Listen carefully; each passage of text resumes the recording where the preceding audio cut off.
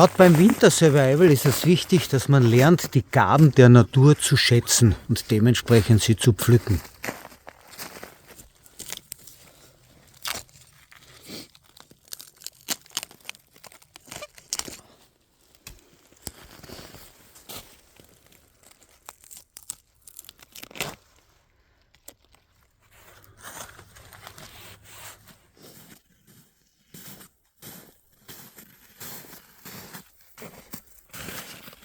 Wandern im Winter ist eine tolle Sache, vor allem dann, wenn man bei frisch gefallenem Neuschnee den Spuren des Wildes folgt. Wenn man also schaut, wo ist das Reh hinmarschiert, wo sind die Marderspuren zum Sehen und so weiter und so fort.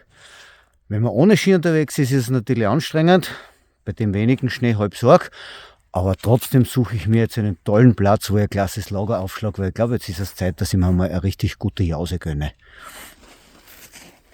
Da drüben scheint ein gutes Blatt dran zu sein.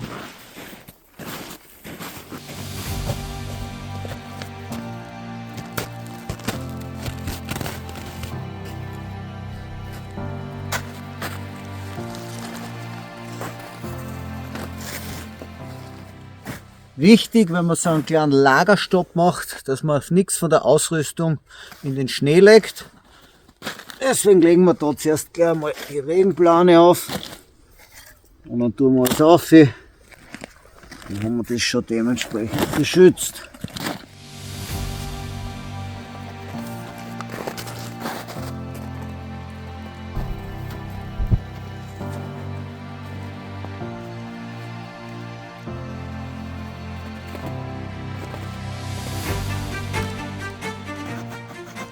Nachdem ich mir einen super warmen Tee kochen werde, brauche ich hier einen Haken zum Aufhängen von meinem Topf.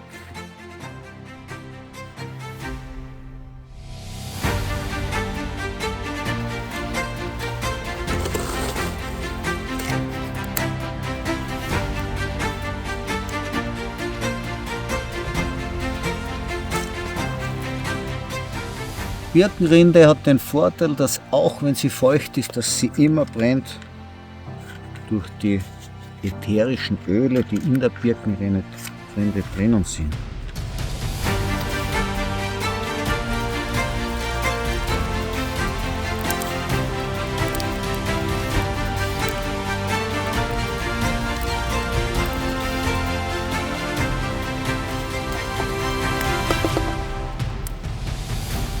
Der Löffel ist natürlich auch selbst geschnitzt. So. Feuerl brennt, Teewasser wird auch schon heiß. Jetzt kommt die wohlverdiente Jause.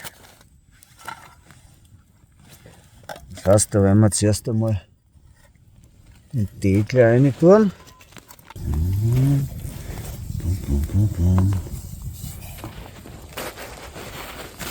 Ah, super. Selbstgebackenes Brot. Wenn ich mich jetzt nachher super gestärkt habe und toll aufgewärmt habe mit dem super Tee, dann werde ich wieder weiter wandern. Ich hoffe, dass ich euch ein paar Ätzes geben habe können, wie man sich draußen toll abenteuermäßig auch im Winter bei Schnee sozusagen gut bewegen kann. Und freue mich, wenn wir uns vielleicht beim nächsten Video wiedersehen, wenn es wieder heißt Winter Survival.